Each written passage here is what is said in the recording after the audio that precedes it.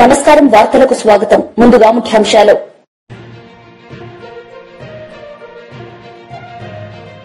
మంత్రి పొన్నం ప్రభాకర్ మీడియా సమావేశం కేసీఆర్ పై fire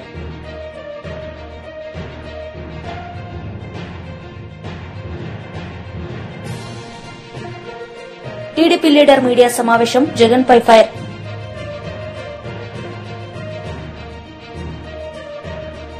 BJP leader media సమావేశం నిర్వహించారు. ఈ సందర్భంగా పలు అంశాలపై ఆయన మాట్లాడారు. అంటే 15 నుంచి 23 దాదాపు 8 సంవత్సరాల 14 లక్షల మంది జంటలకు పెళ్లిలైనాయి. 14 లక్షల మంది పుట్టినట్టు దవాఖానా రిపోర్ట్లు ఉన్నాయి. 14 లక్షల మంది పిల్లలు పుట్టిండ్రు. అది తప్పు. ఎలక్షన్ కమిషన్ ఇచ్చిన రిపోర్టు తప్పు. లాస్ట్కి ఇప్పుడు వాళ్ళ స్నేహితుడు బయట మాట్లాడుకొని కొట్లాడుకొని మళ్ళీ ఒకటైపోతారు. ఆయన అడిగిండు, మరి ఆధార్ కార్డు 3,80,00,000 ఉన్నాయి, మరి ఇది కూడా తప్పేనా? పోనీ ఎలక్షన్ తప్పు. ఇంతకుముందు ఏది కేసీఆర్ గవర్నమెంట్ అఫీషియల్గా అన్అఫీషియల్ చేసింది వాళ్ళు బయటికి చెప్పిండ్రు, అది తప్పు.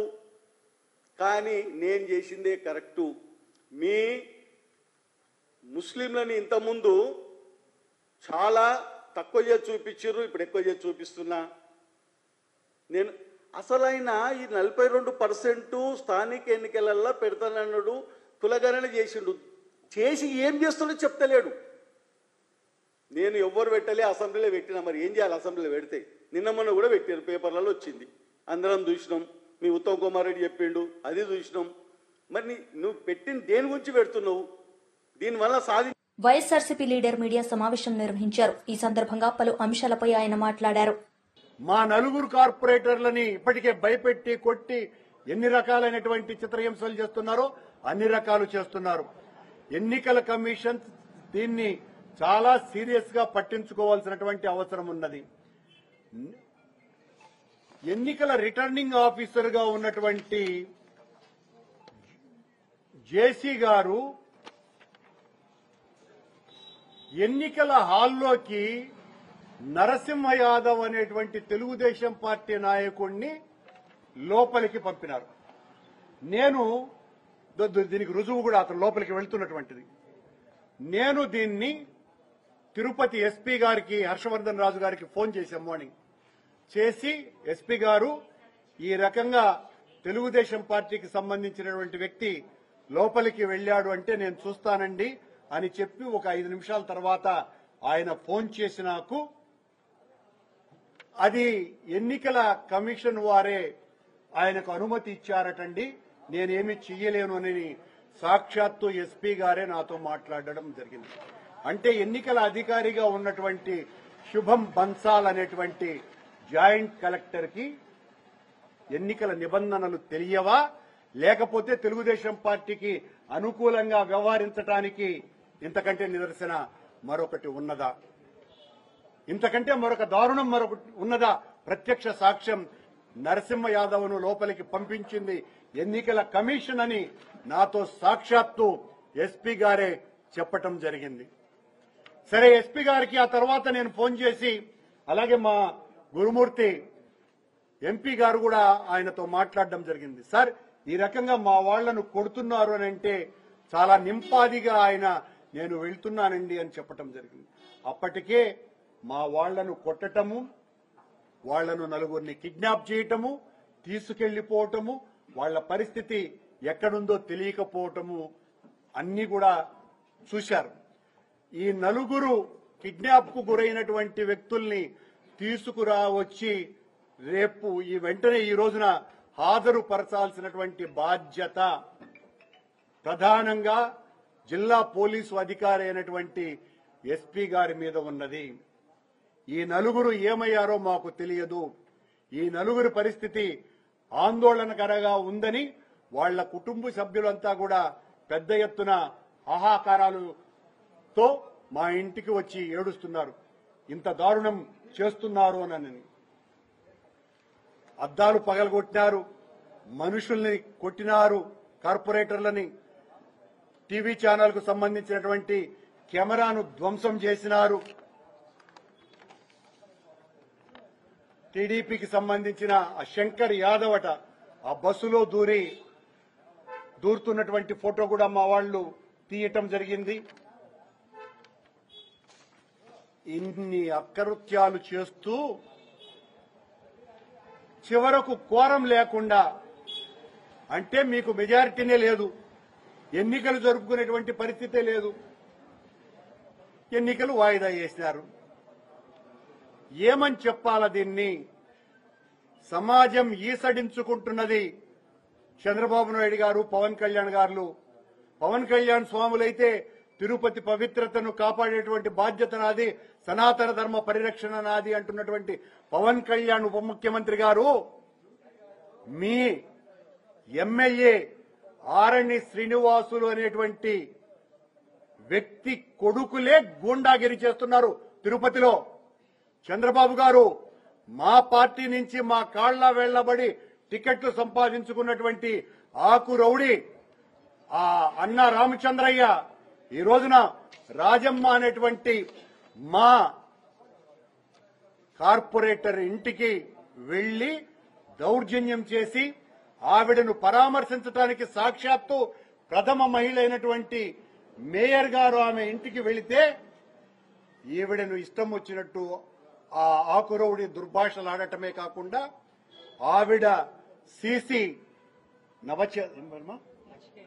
నచ్కేతన్ అనే అతన్ని కొట్టడం జరిగింది, ఒక ప్రభుత్వ ఉద్యోగిని. ఆ అన్న రామచంద్ర అనేటువంటి ఆకురౌడి ఊరంతా కూడా భయపెట్టాలని చూస్తున్నారు. ఊరినంతా కూడా భయభ్రాంతులకు గురి చేసి మా సత్తా ఇది అని చెప్పాలనుకుంటున్నారు. మీ సత్తా మేమెంత గట్టిగా ఎదిరించగలమో ఈ రోజు నిరూపించినాం. ఈ సంగతిని మర్చిపోవద్దండి. అన్ని రోజులు మీవిగా ఉండవు. ప్రజాస్వామ్యంలో ప్రజాస్వామ్యాన్ని రక్షించటం కోసమని దేనికైనా. టీడీపీ లీడర్ మీడియా సమావేశం నిర్వహించారు. ఈ సందర్భంగా పలు అంశాలపై ఆయన మాట్లాడారు. ఆనాటి ముఖ్యమంత్రి నేటి పులివెందుల శాసనసభ్యులు జగన్మోహన్ రెడ్డి చరిత్ర.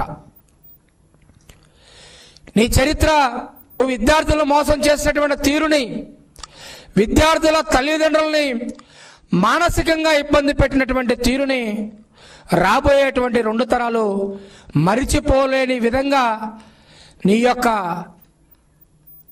పరిపాలన ఉంది అని చెప్పేసి నేటికి కూడా విద్యార్థుల తల్లిదండ్రులు మాట్లాడుకుంటున్నటువంటి సందర్భాన్ని గుర్తు చేస్తా ఉన్నా. 2019 నుంచి 2024 వరకు 2832 కోట్లు ఫీజు రింబర్స్మెంట్ బకాయి, వసతి దీవెన పేరుతోటి 989 కోట్లు, అదేవిధంగా కోడిగుడ్ల బకాయిలు 200 కోట్లు, చిక్కీల బకాయిలు 56 కోట్లు, విద్యార్థులకు బ్యాగులు, విద్యార్థులకు బెల్ట్లు, బూట్లు పేరుతోటి 920 కోట్లు, మొత్తం కలిపితే 5447 కోట్ల రూపాయల బకాయిలు వైఎస్ఆర్సీపీ ప్రభుత్వం, జగన్మోహన్ రెడ్డి ప్రభుత్వం పేద విద్యార్థులకు బకాయిలు పెట్టింది. అంతేకాకుండా విద్యార్థులకు ట్యాబుల పేరుతోటి 1200 కోట్ల రూపాయలు, విద్యా కానుక పేరుతోటి 400 కోట్ల రూపాయలు, నాడు నేడు పేరుతోటి 3000 కోట్ల రూపాయలు దోపిడీ చేశారు విద్యార్థులకు కేటాయించినటువంటి బడ్జెట్లో నిధుల్ని. 5447 కోట్ల రూపాయల బకాయే కాకుండా 4600 కోట్ల రూపాయలు పేద విద్యార్థుల సొమ్ముని వైఎస్ఆర్సీపీ పార్టీ నాయకులు జగన్మోహన్ రెడ్డి అండ్ కో జేబులు నింపుకున్నటువంటి పరిస్థితిని ఈరోజు చూస్తూ ఉన్నాం. ఒక పక్కన జగన్మోహన్ రెడ్డి 5 సంవత్సరాల్లో 5447 కోట్ల రూపాయల బకాయి పెట్టి విద్యార్థుల తల్లిదండ్రుల్ని మానసిక క్షోభకు గురి చేస్తే, నేడు విద్యాశాఖ మంత్రిగా ప్రమాణ స్వీకారం చేసినటువంటి యువ నాయకులు లోకేష్ గారు 8 నెలల్లో 800 కోట్ల రూపాయల ఫీజు బకాయిని విడుదల చేసి విద్యార్థుల తల్లిదండ్రులకి ఆర్థిక మనోధైర్యాన్ని పెంచినటువంటి గొప్ప నాయకుడు నారా లోకేష్ గారు 8 నెలల్లో 800 కోట్ల రూపాయలు విడుదల చేసి ఏదైతే లోకేష్ బాబు గారి పాదయాత్రలో ఏ ప్రాంతానికి వెళ్ళినా కూడా విద్యార్థుల తల్లిదండ్రులు వచ్చి జగన్మోహన్ రెడ్డి మా యొక్క కొడుకు ఫీజు కట్టకపోవటం వల్ల కళాశాల వాళ్ళు సర్టిఫికెట్లు ఇవ్వట్లేదు, హాల్ టికెట్లు ఇవ్వట్లేదు, కాబట్టి మీరు ఇప్పించండి అని చెప్పి లోకేష్ బాబు గారిని ప్రాధేయపడ్డప్పుడు లోకేష్ బాబు గారు పాదయాత్రలో ఒకటే చెప్పారు. తెలుగుదేశం పార్టీ అధికారంలోకి వచ్చిన తర్వాత మొదటి 100 రోజుల్లో విద్యార్థులకు సమస్యలు లేనటువంటి విద్యారంగ సంస్కరణలు తీసుకొస్తానని చెప్పేసి లోకేష్ బాబు గారు చెప్పడం జరిగింది. అందులో భాగంగా నిరుద్యోగులకు డిఎస్సి ప్రకటించారు. 800 కోట్ల రూపాయల పేద విద్యార్థులకి బకాయిలు విడుదల చేయడం జరిగింది. అనేక రకాలైనటువంటి విద్యారంగ సంస్కరణలు తీసుకొచ్చి పేద విద్యార్థులకు లోకేష్ బాబు గారు అండగా ఉంటే ఇంకా బయటికి వెళ్ళి జగన్మోహన్ రెడ్డి గారు ఏ వర్గాన్ని కదిలిచ్చినా కూడా చీపుర్లు తీసుకొని కొట్టేటువంటి పరిస్థితి ఉందని చెప్పేసి పేడ నీళ్లు చల్లుతారేమోనని చెప్పి భయపడి ఎక్కడ కూడా ప్రజల్లోకి వెళ్ళలేని పరిస్థితిలో విద్యార్థులను రెచ్చగొడదాం, లేకుంటే తన పార్టీని బతికించుకోవడం కోసం తన పార్టీలో రాజకీయ నిరుద్యోగులుగా ఉన్నటువంటి యువకులను కొంతమందిని రెచ్చగొట్టి కలెక్టరేట్ల ముందు ఫీజు పోరు చేస్తానని చెప్పేసి పదే మాట్లాడుతూ ఉన్నారు. నేను అడుగుతా ఉన్నా జగన్మోహన్ రెడ్డిని, నీవు అధికారంలో ఉండగా 2022లో శ్రీకాకుళం జిల్లాలో 1 టౌన్ పోలీస్ స్టేషన్ ముందు ఫీజు రియంబర్స్మెంట్ రాలేదని చెప్పేసి ఒక విద్యార్థిని ఆత్మహత్య చేసుకున్న సంఘటనని గుర్తు చేస్తా ఉన్నా. ఇది నిజమా కాదా అని చెప్పేసి అడుగుతా ఉన్నా జగన్మోహన్ రెడ్డిని. 30 మంది విద్యార్థుల ఫీజు రియంబర్స్మెంట్ విడుదల చేయకపోతే 30 మంది విద్యార్థులు కళాశాల ముందు ధర్నా చేస్తే బీఆర్ఎస్ పార్టీ లీడర్ మీడియా సమావేశం నిర్వహించారు. ఈ సందర్భంగా పలు అంశాలపై ఆయన మాట్లాడారు. ఇది పూర్తిగా కూడా కేంద్రంలో తెలంగాణ నుంచి ప్రాతినిధ్యం వహిస్తున్నటువంటి 8 మంది భారతీయ జనతా పార్టీ ఎంపీలు, దాంట్లో 2 కేంద్ర మంత్రులు ఉన్నారు, కిషన్ రెడ్డి గారు, బండి సంజయ్ గారు. అదేవిధంగా 8 మంది కాంగ్రెస్ ఎంపీలు, తెలంగాణ కాంగ్రెస్ ప్రభుత్వం, వీళ్ళందరి యొక్క సంయుక్త వైఫల్యంగా దీన్ని భావించాలి. ఎందుకంటే తెలంగాణ ప్రస్తావించినటువంటి యొక్క ఏ ఒక్క అంశానికి కూడా చిల్లి గవ్వ కూడా కేంద్రం విధించలేదు. నిన్న కిషన్ రెడ్డి గారు చెప్తా ఉన్నారు, ఢిల్లీలో ప్రెస్ మీట్ పెట్టాడు. ఢిల్లీలో ప్రెస్ మీట్ పెట్టి ఇది డ్రీమ్ బడ్జెట్, ఇది పేద మధ్యతరగతి వాళ్ళ బడ్జెట్ అని చెప్తా ఉన్నారు. నేను సూటిగా అడుగుతున్నాను కేంద్ర మంత్రి కిషన్ రెడ్డి గారిని, ఇది మీ తెలివి తక్కువతనానికి నిదర్శనము. తెలంగాణ రాష్ట్రానికి నయా పైసా రాని బడ్జెట్, ఈ రాష్ట్రానికి సంబంధించినటువంటి ఎంపీ, తెలంగాణ నుంచి కేంద్ర మంత్రి, ఆయనకు అది డ్రీమ్ బడ్జెట్ అట. ఈ తెలంగాణ ప్రజలు ఆలోచించాలి. విభజన చట్టాన్ని మొత్తంగా మర్చిపోయినారు. బయ్యారం స్టీల్ ఫ్యాక్టరీ, ఐఏఎం అడిగినాం, ట్రైబల్ యూనివర్సిటీని అడిగినాం, రైల్వే కోచ్ ఫ్యాక్టరీ ఇంకా అధికారికంగా ఉత్తర్వులు రాలేదు. కొత్తగా పసుపు బోర్డు అని పెట్టారు, దానికి నిధులు లేవు. ఏ ఒక్క ఇరిగేషన్ ప్రాజెక్టుకి జాతీయ హోదా ఇవ్వలేదు. ఒక నవోదయ స్కూల్ లేదు, ఓ సైనిక్ స్కూల్ లేదు, మెడికల్ కాలేజీల ప్రస్తావన లేదు, వరంగల్ ఎయిర్పోర్ట్ ప్రస్తావన లేదు. రాష్ట్రం మీద 1,63,000 కోట్లుగా అడిగినట్టున్నారు. అది కూడా 40-45 రోజుల ముందు మరి ఎప్పుడు అడిగిండ్రో, ఎందుకు అడిగిందో వాళ్ళకి తెలియదు, కానీ వాళ్ళు అడిగిండ్రు, కనీసం వాళ్ళు ప్రస్తావన చేయలేదు. తెలంగాణ రాష్ట్రానికి ఇప్పుడు నేను చదివినటువంటి అంశాల్లో ఈ ఒక్కదాని ప్రస్తావన లేకపోతే కూడా తెలంగాణకు సంబంధించినటువంటి కేంద్ర మంత్రి కిషన్ రెడ్డి గారికి ఆ బడ్జెట్ డ్రీమ్ బడ్జెట్ లా కనబడిందంటే ఇంతకంటే దిగజారినటువంటి, ఇంతకంటే హీనమైనటువంటి, ఇంతకంటే నీచమైనటువంటి మనసుతో ఉంటుందా అని నేను అడుగుతా ఉన్నాను. మీకు ఎట్లా మనసు వస్తుంది మంత్రులు కొనసాగడానికి? తెలంగాణ రాష్ట్ర ప్రజలు మీకు ఓట్లేసి పంపిస్తే ఢిల్లీలో పదవులు కులకడానికి కాదు కదా, 10 ఓట్లేసింది రాష్ట్ర ప్రయోజనాల కోసము తెలంగాణ కోసం కొట్లాడాలి కదా. ఈ ఎన్నికల ఈ బడ్జెట్ మధ్యతరగతి బడ్జెట్ కాదు, పేదల బడ్జెట్ కాదు. ఇది బీహార్ ఢిల్లీ ఎలక్షన్ల కోసం వచ్చినటువంటి బడ్జెట్ లాగా దేశమంతా కూడా భావిస్తా ఉంది. ఏమన్నా అంటే కిషన్ రెడ్డి గారు చెప్తా ఉన్నారు నిన్న, రాష్ట్రాల వారీగా కేటాయింపులు ఉండవండి, ఇది కేంద్ర బడ్జెట్. ఎంత తెలివి తక్కువతనం అంటే ఎన్నిసార్లు ఆత్మవంచన చేసుకుంటారు. రాష్ట్రాల ప్రస్తావన ఉండకపోతే బీహార్కు సంబంధించినటువంటి మఖానా బోర్డు ప్రస్తావన ఎందుకు వస్తుంది? బీహార్కు సంబంధించి వెస్టర్న్ కోషి కెనాల్ అనే ప్రాజెక్టుకు సంబంధించినటువంటి నిధుల ప్రస్తావన ఎందుకు వస్తుంది?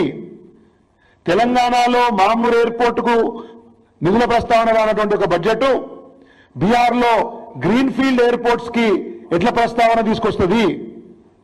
ఎట్లా బీహార్లో ఫుడ్ ప్రాసెసింగ్ యూనిట్స్ కానీ ప్రస్తావన వస్తుంది? చెప్పాల్సిన అవసరం ఉంది. మంత్రి పొన్నం ప్రభాకర్ మీడియా సమావేశం నిర్వహించారు. ఈ సందర్భంగా పలు అంశాలపై ఆయన మాట్లాడారు. రూపొందిస్తారు, అన్ని జిల్లా శాఖలకు కూడా వారు చెప్తారు. ఈ విధంగా కార్యక్రమానికి సంబంధించి ఇది మామూలు ఆషామాషి కాదు. నిజంగా 1,00,000 మంది గ్రామాల్లోకి పోతుంటే కొంతమంది కుక్కలు వదిలిపెట్టి ఇంటికి రాకుండా ఇచ్చిపెట్టినటువంటి పరిస్థితి, కొంతమంది తలుపులు తీయకుండా కొడితే ఒక ప్రభుత్వ ఉద్యోగి సమాచార సేకరణకు వస్తే చాలా చులకనగా చూసినటువంటి పరిస్థితి.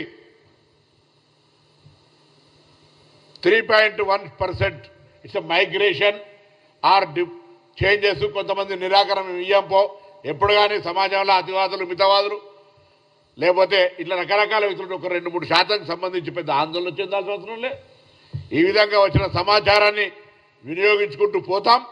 ఇది గతంలాగా హిడెన్ ఎజెండా కొరకు అల్మార్లో పెట్టేది, ఫ్రిడ్జ్లో పెట్టేది కాదు. ఇది పబ్లిక్ డొమైన్లోకి వస్తుంది. దాని ప్రకారంగా వాళ్ళకు కూడా ఎవరు ఎంత ఉందో తెలుస్తుంది. దాని ప్రకారంగా వాళ్ళ కార్యక్రమాలు కార్యాచరణ కొనసాగుతుంది. ఇది అందరూ కూడా స్వాగతించాలి. ఏదైనా సలహా సూచన ఇస్తే తప్పకుండా మా పార్టీ కానీ ప్రభుత్వం కానీ తీసుకోవడానికి సిద్ధంగా ఉన్నది. దయచేసి గుడ్డు గంటికలు లెక్కబెట్టి ఒట్టిగానే ఈ పెద్ద ప్రతిష్టాత్మకమైన ఆత్మ గౌరవానికి సంబంధించిన అంశం మీద కూడా రాజకీయపరమైన దాడి చేయొద్దని నేను అందరికీ కూడా విజ్ఞప్తి చేస్తూ ఈ యొక్క నిర్ణయం జరిగినటువంటి ప్రతి ఒక్కరికి ఇందులో భాగస్వాములైన వాళ్ళందరూ కూడా అటు ప్రభుత్వం ఇటు కాంగ్రెస్ పార్టీ పక్షాన హృదయపూర్వకంగా ధన్యవాదాలు తెలియజేస్తాను.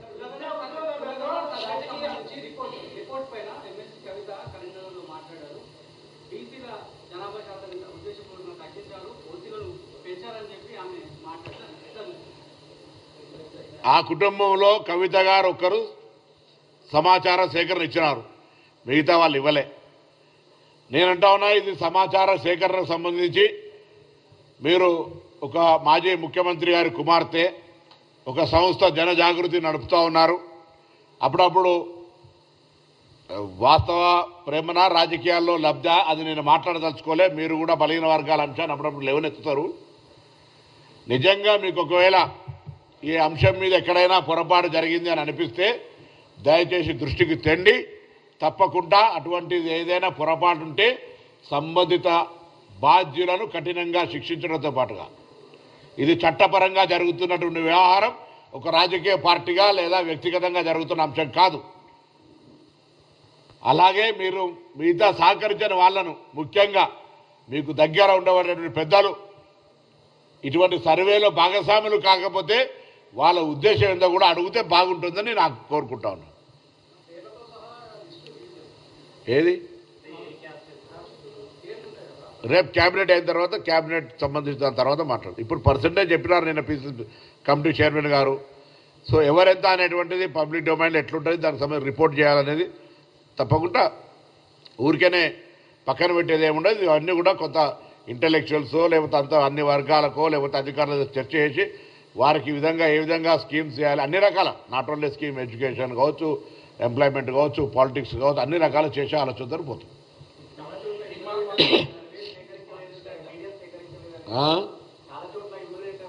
నేను అదే అడుగుతున్నా కదా, నేను చెప్పిన ఇప్పటిదాకా అదే చెప్పిన. కొంతమంది ఇవ్వని వాళ్ళు ఇవ్వం పో అన్న వాళ్ళను అట్లా ఏమైనా ఉంటే దయచేసి సమయం ఇచ్చిన మళ్ళీ ఒకసారి ఒకవేళ మా ఇమ్మీడియట్ రాకపోతే మీరు ఫలానా కార్యాలయం ఏమని ఒక కాల పరిమితి నిర్ణయించినాం.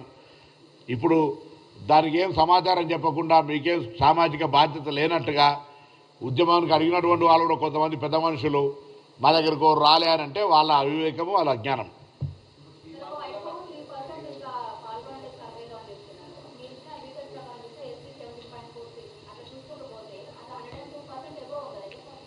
ఎట్లా టోటల్ కలుపుతానా మీరు తీసే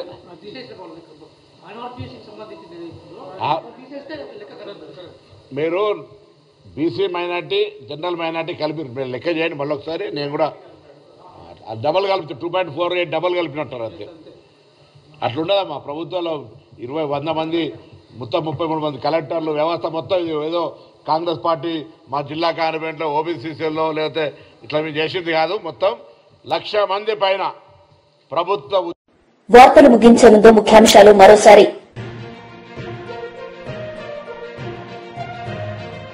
మంత్రి పొన్నం ప్రభాకర్ మీడియా సమావేశం, కేసీఆర్ పై ఫైర్.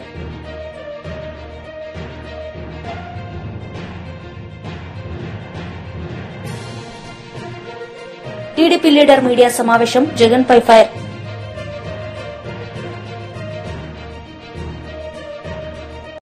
ఈ వార్తలు ఇంతటితో సమాప్తం. తిరిగి ప్రసారమయ్యే వార్తల్లో మళ్లీ కలుద్దాం. అంతవరకు సెలవు. నమస్తే.